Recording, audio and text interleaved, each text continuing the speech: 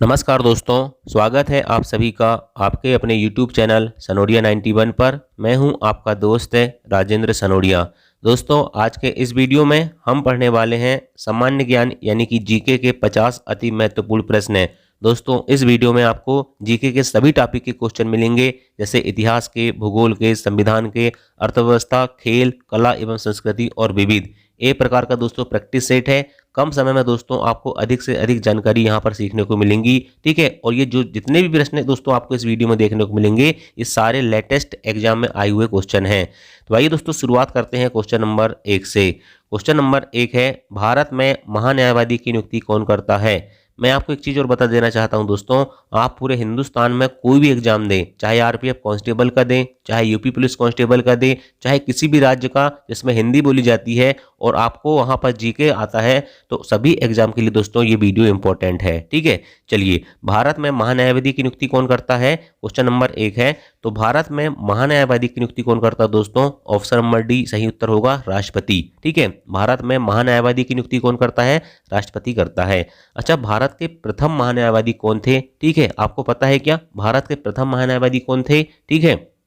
तो याद रखना दोस्तों, मोतीलाल सेतलवाड़ थे। कौन थे, मोतीलाल सेतलवाड़ दोस्तों याद रखना भारत के प्रथम महान्यायवादी थे, इस चीज को आपको याद रखना है। अच्छा, भारत के वर्तमान महान्यायवादी कौन है, आपको पता होगा तो कमेंट करके बता दो, क्योंकि मैंने अभी दोस्तों आपको एक वीडियो बना के दिया था वर्तमान में कौन क्या है, उसमें ये सारी चीजें बता चुका हूं, ठीक है। तो प्रथम कौन थे, मोतीलाल सेतलवाड़ थे। वर्तमान में कौन है, वर्तमान में दोस्तों याद रखना आर वेंकट रमणी है। कौन है, आर वेंकट रमणी है, ठीक है। चलिए नेक्स्ट क्वेश्चन देखते हैं, क्वेश्चन नंबर 2। सिक्किम 1975 में खालिस्तान संशोधन द्वारा भारत संघ से जुड़ा था, ठीक है। तो याद रखना दोस्तों, क्वेश्चन कुल मिला के ये पूछना चाहता है कि सिक्किम भारत का राज्य कब बना, ठीक है। तो याद रखना दोस्तों 36वां संविधान संशोधन, ठीक है, 1975 में हुआ था और सिक्किम भारत का 22वां राज्य बना था। कौन से नंबर का, 22वें नंबर का राज्य बना था सिक्किम। कब बना था, 1975 में 36वां संविधान संशोधन के द्वारा। नेक्स्ट क्वेश्चन देखते हैं, भारतीय संविधान के किस अनुच्छेद में राष्ट्रपति के महाभियोग की प्रक्रिया दी गई है। तो भारतीय संविधान के अनुच्छेद 61 में, कौन से में, अनुच्छेद 61 में दोस्तों याद रखना राष्ट्रपति के महाभियोग की प्रक्रिया दी गई है, मतलब दोस्तों राष्ट्रपति को पद से हटाने की प्रक्रिया दी गई है, ठीक है। चलिए नेक्स्ट क्वेश्चन देखते हैं, नीति आयोग किस वर्ष अस्तित्व में आया था। तो नीति आयोग की स्थापना कब हुई थी, तो याद रखना दोस्तों नीति आयोग की स्थापना होती है 1 जनवरी 2015 को। कब होती है, 1 जनवरी 2015 को। ऑप्शन नंबर सी इसका सही उत्तर होगा, ठीक है। और किसका स्थान लिया था, योजना आयोग का स्थान लिया था। और इसका अध्यक्ष कौन होता है, तो इसका अध्यक्ष होता है दोस्तों याद रखना भारत के प्रधानमंत्री इसके अध्यक्ष होते हैं, पदेन अध्यक्ष होते हैं। मतलब जो व्यक्ति भारत का प्रधानमंत्री बनेगा वही व्यक्ति क्या होगा, नीति आयोग का अध्यक्ष होगा, ठीक है। और वर्तमान में नीति आयोग के अध्यक्ष कौन है, तो आपको पता होगा, यदि आपको पता होगा तो कमेंट करके बता दो, ठीक है। चलिए नेक्स्ट क्वेश्चन देखते हैं, खालिस्तान से संबंधित मामलों पर कानून बनाने का अधिकार केवल संसद के पास है। ये अभी 2023 में आया हुआ लेटेस्ट क्वेश्चन है, ठीक है, एसएससी सीजीएल का, ठीक है। तो खालिस्तान से संबंधित मामलों पर कानून बनाने का अधिकार केवल संसद के पास होता है। तो याद रखना दोस्तों, रेलवे से संबंधित मामले जितने भी होते हैं ना, उस पर कानून बनाने का अधिकार याद रखना दोस्तों केवल संसद के पास होता है। दोस्तों आपको पता है भारत का संविधान का एक अनुच्छेद है 246। कौन सा नंबर अनुच्छेद है, 246 नंबर अनुच्छेद है। तो याद रखना दोस्तों अनुच्छेद 246 के तहत दोस्तों याद रखना रेलवे के संबंध में विधायी शक्ति केवल कौन बना सकता है, संसद के पास है, ठीक है, संसद बना सकता है, ठीक है। संविधान के अनुच्छेद 246 में क्या है दोस्तों, 3 सूची है। कौन कौन सी, संघ सूची है, राज्य सूची है और संवर्ती सूची है, ठीक है। कौन सी सूची है, संघ सूची, राज्य सूची और संवर्ती सूची है, ठीक। तो अब बताइए मुझे कि रेलवे दोस्तों किस सूची का विषय है, ठीक। चलिए नेक्स्ट क्वेश्चन देखते हैं, जीएसटी संविधान के किस संशोधन अधिनियम द्वारा पेश किया गया था। जीएसटी मतलब आपको पता होगा गुड्स एंड सर्विस टैक्स, इसका फुल फॉर्म क्या होता है जीएसटी का, गुड्स एंड सर्विस टैक्स, ठीक है। तो याद रखना दोस्तों, पहली चीज तो याद रखना 101वां संविधान संशोधन के द्वारा जीएसटी लाया गया था, ठीक है। कब लाया गया था, 101वां संविधान संशोधन हुआ था 2016 में। कब हुआ था, 2016 में, ठीक है। और इसका फुल फॉर्म मैंने बता चुका हूँ, गुड्स एंड सर्विस टैक्स होता है। ये एक प्रकार का, कौन प्रकार का कर है, याद रखना ये प्रत्यक्ष कर नहीं है, ये अप्रत्यक्ष कर है। कौन सा कर है, अप्रत्यक्ष कर है दोस्तों, ठीक है, अप्रत्यक्ष कर है, ठीक है, इस बात को याद रखना। इसके अलावा आपको पता होना चाहिए कि जो जीएसटी की बुनियादी दर है वो कितने प्रकार की है, 4 प्रकार की है। कितने कितने परसेंट है, 5% है एक, ठीक है, एक 12% है, एक 18% है और एक 28% है। ये आपको पता होना चाहिए कि जीएसटी की बुनियादी दर की कितनी संरचना है, 4 है, 5%, 12%, 18% और 28%। अच्छा, जीएसटी का आदर्श वाक्य कभी पूछ ले तो याद रखना, one nation one tax one market. क्या है? One nation one tax one market. ठीक है। और कब लागू हुआ था? 1 जुलाई 2017 से जीएसटी लागू हुआ था। 1 जुलाई 2017 से जीएसटी लागू किया गया था। अच्छा, जीएसटी लागू करने वाला विश्व का प्रथम देश कभी पूछ ले आपसे तो याद रखना दोस्तों, फ्रांस था। कौन था? फ्रांस दोस्तों, याद रखना जीएसटी लागू करने वाला विश्व का प्रथम देश था। कब? 1954 में। ठीक है, याद रहेगा। ठीक है, चलिए नेक्स्ट क्वेश्चन देखते हैं। भारत के निम्नलिखित राष्ट्रपति में से किसकी पद पर रहते हुए मृत्यु हो गई थी? ठीक है, तो याद रखना इसका सही उत्तर होगा फखरुद्दीन अली अहमद। फखरुद्दीन अली अहमद की दोस्तों याद रखना, ये भारत के राष्ट्रपति थे और इनकी क्या होता है, पद पर रहते हुए मृत्यु हो जाती है। अच्छा, ये बीबी गिरी कौन थे? तो ये दोस्तों याद रखना, ये निर्दलीय नामांकित होने वाले प्रथम राष्ट्रपति थे बीबी गिरी। ठीक है, बीबी गिरी कौन थे? निर्दलीय नामांकित होने वाले प्रथम राष्ट्रपति थे। ठीक है। ये आर वेंकट रमण दोस्तों याद रखना, ये भारत के कौन से नंबर के राष्ट्रपति थे? तो 8वें नंबर के राष्ट्रपति थे भारत के आर वेंकट रमण। और आपको पता है राजेंद्र प्रसाद कौन थे? ये भारत के प्रथम राष्ट्रपति थे। ठीक, चलिए नेक्स्ट क्वेश्चन है, मनी बिल की परिभाषा भारत के संविधान के किस अनुच्छेद में दी गई है? तो मनी बिल की परिभाषा दोस्तों अनुच्छेद 110 में दी गई है। ठीक है, किस में दी गई है? मनी बिल की परिभाषा अनुच्छेद 110 में दी गई है। ये मनी बिल होता क्या है भाई?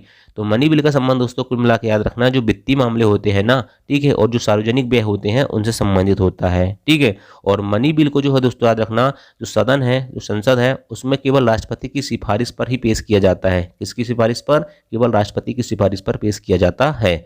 मनी बिल 110 अनुच्छेद 110 में याद रखना। ठीक, चलिए नेक्स्ट क्वेश्चन देखते हैं। भारत के राष्ट्रपति के महाभियोग की प्रक्रिया कहाँ शुरू की जा सकती है? 4 ऑप्शन दिए हुए हैं, राज्यसभा में लेकिन लोकसभा में नहीं, लोकसभा, राज्यसभा या कोई राज्य विधानसभा में, लोकसभा में लेकिन राज्यसभा में नहीं, या संसद के दोनों सदन में। तो याद रखना दोस्तों, इसका आंसर होगा संसद के दोनों सदन में। ठीक है, याद रखना कि जो भारत के राष्ट्रपति जो महाभियोग की प्रक्रिया है ना, वो संसद के किसी भी सदन से शुरू की जा सकती है, चाहे वो राज्यसभा हो चाहे लोकसभा हो। ठीक है। और आपको पता है कि जो राष्ट्रपति पर जो महाभियोग लगाया जाता है वो किस अनुच्छेद में है? तो अनुच्छेद 61 में उसका वर्णन है। किसमें है? अनुच्छेद 61 में उसका वर्णन है। और जो संसद की जो कुल सदस्यता होती है दोस्तों, उसके कम से कम 2/3 बहुमत से क्या होना चाहिए? पारित होना चाहिए। अच्छा, एक क्वेश्चन बहुत आसान सा पूछ रहा हूँ, आप कमेंट करके बताइए कि भारत के राष्ट्रपति बनने के लिए न्यूनतम आयु कितनी होना चाहिए? क्या होना चाहिए? भारत के राष्ट्रपति बनने के लिए न्यूनतम आयु कितनी होनी चाहिए? नेक्स्ट क्वेश्चन देखते हैं। सुप्रीम कोर्ट 1774 में शीर्ष न्यायालय के रूप में खालिस्तान में फोर्ट विलियम में स्थापित किया गया था। तो इसका सही उत्तर होगा कोलकाता में। ठीक है, कोलकाता में दोस्तों याद रखना, जो सुप्रीम कोर्ट की स्थापना की गई थी 1774 में की गई थी। इसमें उस समय 1 मुख्य न्यायाधीश थे और 3 अन्य न्यायाधीश थे। ठीक है, 1 मुख्य न्यायाधीश था, 3 अन्य न्यायाधीश थे, टोटल 4 थे। और पहले मुख्य न्यायाधीश कौन थे? Sir Elijah Impey. कौन थे? Sir Elijah Impey. ठीक है, नाम लिख देता हूं मैं, sir Elijah Elijah Elijah Impey. ठीक है, Elijah Impey, sir Elijah Impey दोस्तों याद रखना, ये सुप्रीम कोर्ट के प्रथम मुख्य न्यायाधीश थे। नेक्स्ट क्वेश्चन देखते हैं, जैन धर्म के संस्थापक एवं प्रथम तीर्थंकर कौन थे? ठीक है, बड़ा इंपॉर्टेंट सवाल है ये भी। देखिए दोस्तों, 2 प्रकार की चीजें होती है, एक इंपॉर्टेंट चीज भी होती है और एक आसान चीज भी होती है। ये सवाल आसान जरूर लगेगा आपको लेकिन इंपॉर्टेंट है। ठीक है, एग्जाम में सभी प्रकार के सवाल आते हैं, एग्जाम में इजी सवाल भी आते हैं, टफ भी आते हैं और मीडियम में आते हैं। ठीक है, और जिसकी किस्मत जब चल जाए, जिस प्रकार के क्वेश्चन फंस जाए, उसकी किस्मत चमक जाती है, नहीं तो फिर जहाँ की तहाँ रह जाते हैं। आप पूरी किताब भी पढ़ के जाएंगे तो आपसे जीके के क्वेश्चन नहीं बनते। ठीक, चलिए, जैन धर्म के संस्थापक एवं प्रथम तीर्थंकर कौन थे? तो ऋषभ देव दोस्तों याद रखना, जैन धर्म के संस्थापक भी थे, ठीक है, और प्रथम तीर्थंकर थे। अच्छा, अंतिम कौन थे? अंतिम कौन थे? तो महावीर स्वामी दोस्तों याद रखना, जैन धर्म के अंतिम तीर्थंकर थे। इन 2 चीजों को आपको याद रखना है, प्रथम ऋषभदेव थे और अंतिम कौन थे? महावीर स्वामी थे। नेक्स्ट क्वेश्चन है, सिकंदर का जल सेनापति कौन था? सेल्यूकस निकेटर, अरस्तु, निर्याकस या बहुकेफला? तो सिकंदर का जल सेनापति दोस्तों निर्याकस था। ऑप्शन नंबर सी इसका सही आंसर होगा। देखिए, जल सेनापति की बात हो रही है, सेनापति की बात होती है तो सेल्यूकस निकेटर सेनापति था। ठीक है, अरस्तु कौन था? सिकंदर के गुरु का नाम था। निर्याकस कौन है? ये जल सेनापति हो गया। और ये बहुकेफला जो लिखा हुआ है, ये सिकंदर के घोड़े का नाम था। सिकंदर का जो सबसे प्रिय घोड़ा था ना, उसका नाम बहुकेफला था। तो याद रखना, सेल्यूकस निकेटर सेनापति था, निर्याकस जल सेनापति था, अरस्तु सिकंदर के गुरु थे और बहुकेफला क्या था? उसके प्रिय घोड़े का नाम था। नेक्स्ट क्वेश्चन देखते हैं, जैन ग्रंथों में बिंदुसार को क्या कहा गया है? तो जैन ग्रंथों में बिंदुसार को दोस्तों शीर्षसेन कहा गया है। क्या कहा गया है? शीर्षसेन कहा गया है। अमित्र घात किसे कहा जाता था? तो अमित्र घात भी दोस्तों बिंदुसार को ही कहा जाता था। ये उसका क्या था? एक प्रकार का उपनाम था। ठीक है, अमित्र घात मतलब शत्रुओं का नाश करने वाला। ठीक है, खल्लाटक क्या था? तो जो बिंदुसार की जो मंत्री परिषद थी ना, तो उसका जो प्रधान सेनापति था उसका नाम क्या था? खल्लाटक था। क्या था? खल्लाटक। ठीक है, और डाइमेकस कौन था? ये बिंदुसार के दरबार में आया हुआ एक क्या था? राजदूत था। कभी कभी क्वेश्चन पूछा जाता है कि डाइमेकस किसके दरबार में भारत आया था? तो बिंदुसार के दरबार में भारत आता है। कौन? डाइमेकस। इस चीज को याद रखना पड़ेगा आपको, है ना। चलिए नेक्स्ट क्वेश्चन है, पल्लव वंश का अंतिम शासक कौन था? पल्लव वंश का अंतिम शासक कौन था? तो पल्लव वंश का अंतिम शासक दोस्तों कंप वर्मा था। ऑप्शन नंबर बी इसका सही उत्तर होगा। पल्लव वंश का अंतिम शासक कंप वर्मा था। ठीक है, अच्छा संस्थापक कौन था? तो संस्थापक कौन था? शिव विष्णु था। ठीक है, शिव विष्णु कौन था? पल्लव वंश का संस्थापक था। कंप वर्मा कौन हो गया? ये अंतिम शासक हो गया। ये विष्णुवर्धन कौन है? तो विष्णुवर्धन दोस्तों ये होयसल वंश का संस्थापक था। कौन से वंश का संस्थापक था? होयसल वंश का संस्थापक था। और ये बीटा प्रथम कौन है? ये बीटा प्रथम दोस्तों काकतीय वंश का संस्थापक था। कौन से वंश का संस्थापक था? काकतीय वंश का संस्थापक था। ठीक है, चलिए नेक्स्ट क्वेश्चन देखते हैं, भक्ति आंदोलन को दक्षिण भारत से उत्तर भारत में कौन लाया था? तो भक्ति आंदोलन को दक्षिण भारत से उत्तर भारत में लाते हैं रामानंद। ऑप्शन नंबर ए इसका सही उत्तर होगा। रामानंद जो है दोस्तों ये इन्होंने भक्ति आंदोलन को दक्षिण भारत से उत्तर भारत में लेकर आए थे। ठीक है, चलिए नेक्स्ट क्वेश्चन देखते हैं, क्वेश्चन नंबर 16, शेर शाह का उत्तराधिकारी कौन हुआ था? तो शेर शाह का उत्तराधिकारी दोस्तों इस्लाम शाह था। कौन था? इस्लाम शाह शेर शाह का उत्तराधिकारी था। अच्छा, उसके बचपन का नाम क्या था शेर शाह के? तो उसके बचपन का नाम था फरीद खां। ठीक है, और शेर शाह का मकबरा कहाँ पर स्थित है? तो शेर शाह का मकबरा आपको पता होगा सासाराम में स्थित है। ठीक है, और ये शेर शाह कौन है? इसी ने दोस्तों याद रखना जीटी रोड यानी कि ग्रांड ट्रंक रोड की क्या कराई थी? मरम्मत कराई थी। ठीक है, चलिए नेक्स्ट क्वेश्चन देखते हैं, मुगल वंश का घृणित कायर किसे कहा जाता है? घृणित कायर की बात हो रही है। ठीक है, तो फर्रुख सियर को दोस्तों मुगल वंश का घृणित कायर कहा जाता है। ऑप्शन नंबर ए इसका सही जवाब होगा।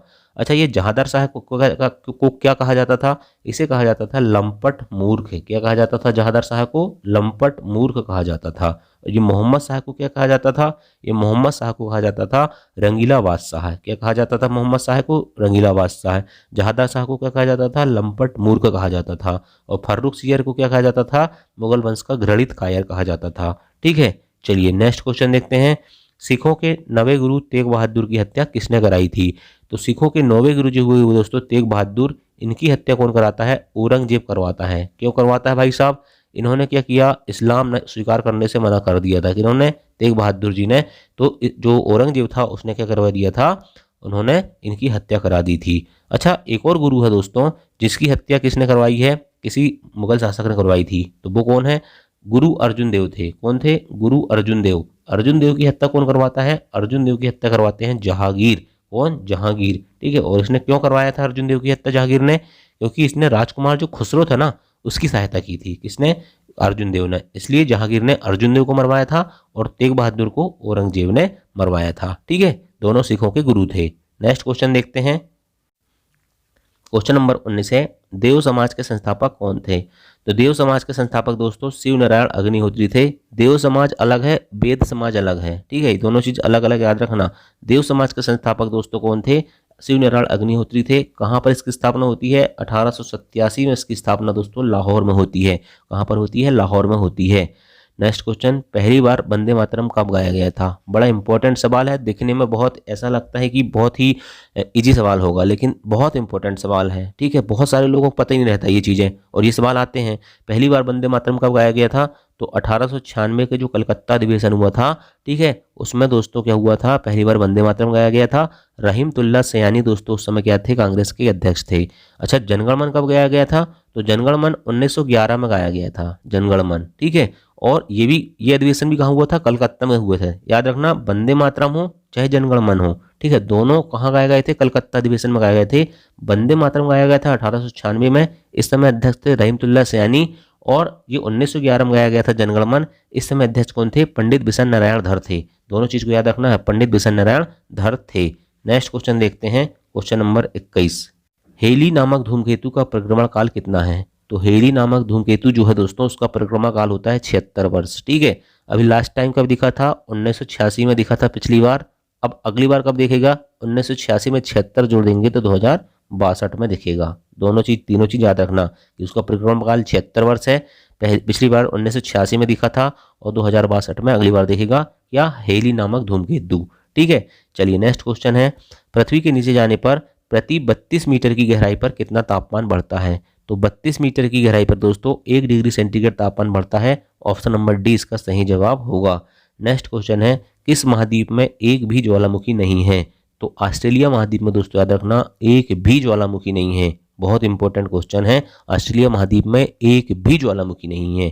ठीक है, चलिए नेक्स्ट क्वेश्चन है, मौसम संबंधी घटनाएं वायुमंडल के किस मंडल में होती हैं? तो आपको पता है दोस्तों वायुमंडल के बहुत सारे मंडल हैं, जैसे समताप मंडल, क्षोभ मंडल, आयन मंडल, मध्य मंडल, बहिर्मंडल। ठीक है, तो जो मौसम संबंधी घटनाएं होती है ना, आंधी तूफान वगैरह, ये सब समताप मंडल में होती हैं। इस चीज़ को याद रखना है। ठीक है, अच्छा संचार जो उपग्रह लगाए जाते हैं, संचार उपग्रह दोस्तों याद रखना ये आयन मंडल में होते हैं। इस चीज़ को आपको याद रखना है।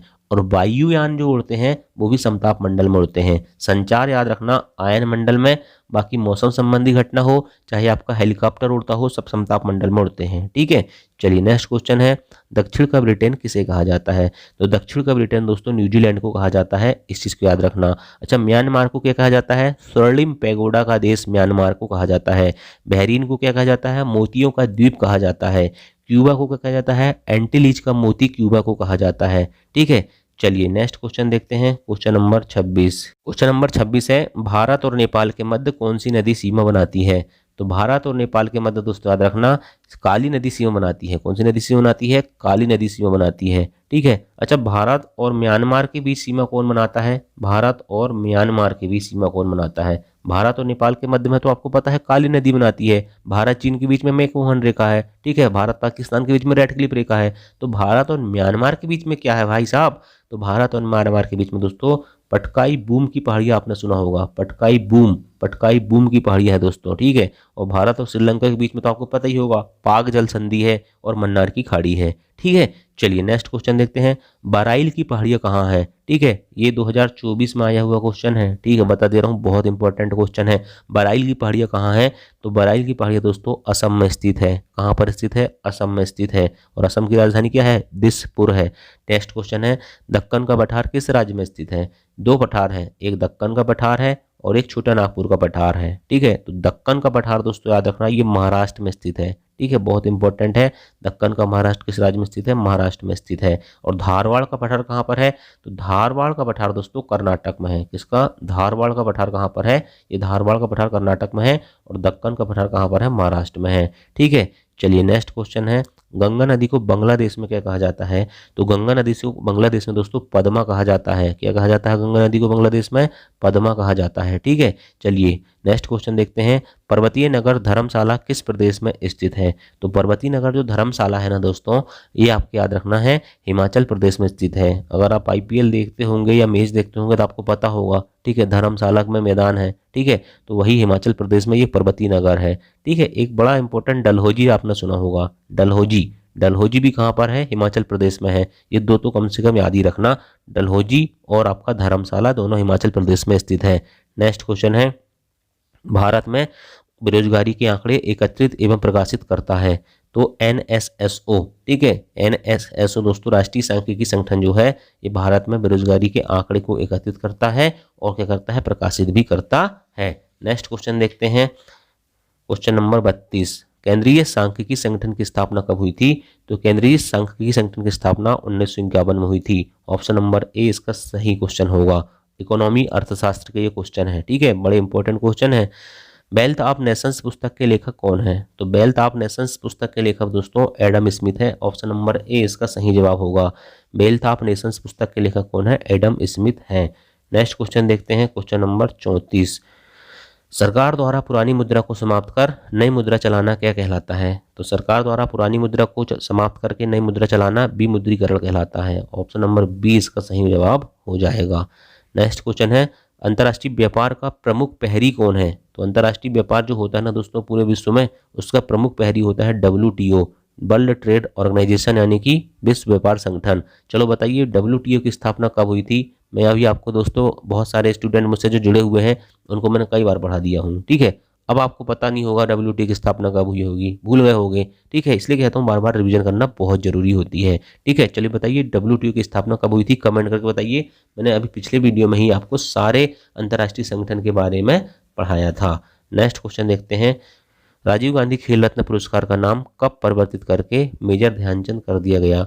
तो इसका नाम दोस्तों याद रखना 2021 में क्या हुआ था। पहले जो पुरस्कार था दोस्तों राजीव गांधी खेल रत्न पुरस्कार, पहली चीज तो याद रखना, ये राजीव गांधी खेल रत्न पुरस्कार जो है ये भारत का सबसे बड़ा खेल पुरस्कार था। इसकी शुरुआत हुई थी 1991-92 से, और सबसे पहले ये मिला था विश्वनाथन आनंद को। विश्वनाथन आनंद क्या खेलते हैं, शतरंज खेलते हैं, ठीक है। लेकिन क्या हुआ अभी 2021 में दोस्तों, ठीक है, इसका नाम परिवर्तित करके मेजर ध्यानचंद जो हॉकी के जादूगर के नाम से प्रसिद्ध हैं, उनके नाम पर इसका नाम रख दिया गया है कि अब जो भारत का सबसे बड़ा खेल पुरस्कार होगा वो मेजर ध्यानचंद खेल पुरस्कार होगा, ठीक है। 2021 में इसको नाम परिवर्तित किया गया था। नेक्स्ट क्वेश्चन है, किस राज्य में खेलों को उद्योग का दर्जा मिला है। तो मिजोरम। मिजोरम में दोस्तों याद रखना जो खेल है ना उनको उद्योग का दर्जा दिया गया है, ठीक है। बड़ा इंपॉर्टेंट क्वेश्चन है ये भी, है ना। चलिए नेक्स्ट क्वेश्चन, मैलेट शब्द किस खेल से संबंधित है। तो मैलेट याद रखना दोस्तों ये पोलो से संबंधित है, वाटर पोलो से नहीं, पोलो से सिर्फ, ठीक है। पोलो से संबंधित है मैलेट के शब्द है, ठीक है। चलिए नेक्स्ट क्वेश्चन है, सुंदरबन राष्ट्रीय उद्यान किस राज्य में स्थित है। तो सुंदरबन राष्ट्रीय उद्यान आपको पता है पश्चिम बंगाल में स्थित है, ठीक है। चलिए नेक्स्ट क्वेश्चन देखते हैं, गिद्दा नृत्य किस राज्य का लोक नृत्य है। गिद्दा नृत्य किस राज्य का लोक नृत्य है, पंजाब का है, ठीक है। गिद्दा या गिद्धा भी कहीं कहीं लिखा रहता है, अंग्रेजी हिंदी में गिद्धा गिद्दा दोनों हो जाता है, ठीक है। तो गिद्धा नृत्य दोस्तों पंजाब का लोक नृत्य है। नेक्स्ट क्वेश्चन, अर्जुन पुरस्कार पाने वाली प्रथम भारतीय महिला कौन थी। तो अर्जुन पुरस्कार पाने वाली प्रथम भारतीय महिला थी एन लम्सडेन। ऑप्शन नंबर 20 का सही उत्तर होगा एन लम्सडेन। और अच्छा, ये इंदिरा गांधी कौन थी। तो इंदिरा गांधी को सबसे पहले क्या मिला था दोस्तों, भारत रत्न मिला था, ठीक है। एन लम्सडेन कौन हो गई, ये सबसे पहले अर्जुन पुरस्कार वाली हो गई। एनी बेसेंट कौन थी, ये भारत की प्रथम कांग्रेस अध्यक्ष थी, प्रथम महिला कांग्रेस अध्यक्ष थी। और सुचित्रा कृपलानी कौन थी, ये भारत की प्रथम महिला मुख्यमंत्री थी, ठीक है। चलिए नेक्स्ट देखते हैं, 38वीं समानांतर रेखा किन देशों के बीच स्थित है। तो 38वीं समानांतर रेखा दोस्तों किन देशों के बीच स्थित है, उत्तर कोरिया और दक्षिण कोरिया के बीच में स्थित है, ठीक है। चलिए नेक्स्ट क्वेश्चन देखते हैं, बीबी का मकबरा किस राज्य में स्थित है। तो बीबी का मकबरा दोस्तों मैंने बताया था कि ये आपका औरंगाबाद में स्थित है। कहाँ पर स्थित है, औरंगाबाद में स्थित है बीबी का मकबरा। और औरंगाबाद कहाँ पर आता है, महाराष्ट्र में आता है, ठीक है। और इसका निर्माण किसने कराया था, औरंगाबाद में है तो औरंगजेब ने करवाया था। बीबी का मकबरा का निर्माण महाराष्ट्र राज्य में स्थित है, ठीक है। सारी चीजें आपको याद रखना पड़ेगा। नेक्स्ट क्वेश्चन, भारत तिब्बत सीमा पुलिस यानी कि ITBP, ठीक है। भारत तिब्बत सीमा पुलिस की स्थापना कब हुई थी। तो इसकी स्थापना होती है दोस्तों 1900 कब होती है, 62 में, ठीक है। 1965 में किसकी हुई थी, 1965 में BSF की हुई थी। 1969 में किसकी हुई थी, 1969 में CISF, ठीक है। CISF मतलब केंद्रीय औद्योगिक सुरक्षा बल। और 1939 में CRPF, ठीक है, CRPF, ठीक है। चलिए नेक्स्ट क्वेश्चन देखते हैं, अभय घाट किसकी समाधि स्थल का नाम है। तो अभय घाट दोस्तों मोरारजी देसाई की समाधि स्थल का नाम है, ठीक है। और भीमराव अंबेडकर की क्या थी समाधि भूमि, चेत्रा भूमि। जगजीवन राम की क्या थी, समता स्थल। और शंकर दयाल शर्मा की क्या है, कर्म भूमि। और अभय घाट किसकी है, मोरारजी देसाई की। याद हुआ कि नहीं हुआ, भीमराव अंबेडकर की चेत्रा भूमि, ठीक है। जगजीवन राम की समता स्थल, मोरारजी देसाई की क्या होगी, अभय घाट। और शंकर दयाल शर्मा की कर्म भूमि, ठीक है। चलिए नेक्स्ट क्वेश्चन देखते हैं। नेक्स्ट क्वेश्चन है क्वेश्चन नंबर 46, न्याय दर्शन के संस्थापक कौन थे। तो महर्षि गौतम जो है दोस्तों न्याय दर्शन के संस्थापक थे। नेक्स्ट क्वेश्चन देखते हैं, खालसा पंथ के संस्थापक कौन थे। तो खालसा पंथ के संस्थापक भी कौन थे, गुरु गोविंद सिंह थे, ठीक है। नेक्स्ट क्वेश्चन देखते हैं, स्वर्ण मंदिर का निर्माण किसने कराया था। तो स्वर्ण मंदिर का निर्माण करवाते हैं अर्जुन देव। कौन कराते हैं, अर्जुन देव, ठीक है। नेक्स्ट क्वेश्चन है, लीग ऑफ नेशंस के संस्थापक कौन थे। तो Woodrow Wilson league of Nations के संस्थापक थे, ठीक है। चलिए और आज का अंतिम क्वेश्चन 50 नंबर, आनंद वन की स्थापना किसने की थी। तो बाबा आमटे ने आनंद वन की स्थापना की थी। तो दोस्तों आपको कैसे लगा ये वीडियो, 50 क्वेश्चन, ठीक है। कुछ सीखने को मिला कि नहीं मिला, ठीक है। तो यदि आपको अच्छा वीडियो लगा होगा तो वीडियो को लाइक जरूर करना, और चैनल में पहली बार आए हो तो चैनल को सब्सक्राइब कर लेना। थैंक यू, जय हिंद, जय भारत।